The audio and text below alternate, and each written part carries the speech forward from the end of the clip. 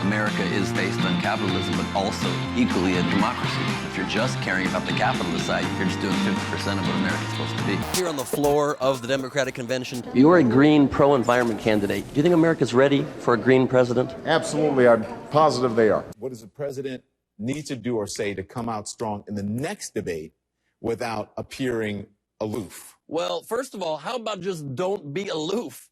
You're supposed to be this huge, inspiring leader. Have a Red Bull before you get out there. Romney was the first candidate taken down by technology. He did not even notice part of the 47% was in the room filming him. He's like, my job's not to care about these people. They're victims. Another club soda, please.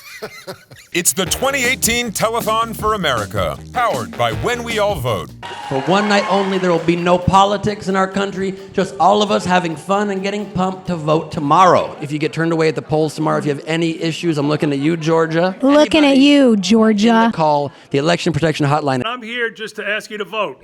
You should go out there and vote. We're taking pledges from all of you watching to go vote tomorrow. It's very simple. Why'd you come here today, Charlize? We're also here with Natalie Portman, everybody. There is no greater privilege we have. Mr. Ben Gleib, thank you so much for everything you've done from the beginning to create this idea and then to see it come to fruition like this. It's truly amazing. Thank you for everything you've done. Thank you. It's the least I could do. I just was tired of watching the news every day and not doing anything, and I figured we got to do something. That more important than Trump is the country that you love and the country that you came up in that made you so patriotic. The whole purpose of that country is to allow freedoms, to allow your freedom of speech, freedom of the press, the ability to speak truth to power. And if you give that up for this guy who's just clearly making stuff up because he wants to be the most powerful ego on the planet, that's a choice you will really sorely regret. People, even on this network, have blamed Obama for the downturn in the last week, but Trump gets credit for the upturn, so it has to be one way or the other on that. Do I have the right to disagree? Well, of course, you can be vocal about it. I would never not stand up during the national anthem. I love America, even though despite all of our flaws, we're always, in my opinion, trying to improve. But that is what America is about. That's what people in our armed services died for, is for his right to protest the country.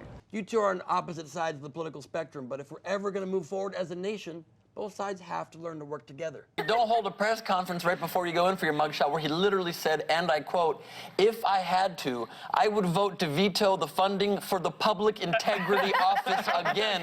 And people cheered that. Oh, man. Has there been any of the expected spin from Donald Trump already where he'll make it seem like this is somehow a good thing for his campaign? I'm a stand-up comedian, and I have a podcast last week on Earth to get people to look at issues a different way than they ever have. This is his 6th year of hosting Pedal on the Pier in a row. I just cannot express enough how much this organization has literally changed the culture of the Watts community.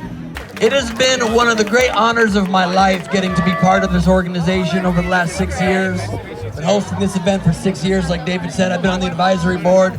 But going up to camp is what makes this thing so special. The next person to do $5,000 right now to send the kids to camp brings us to $800,000. That's 13.5 short of $1 million. It's hit $1 million. We just hit $1 million.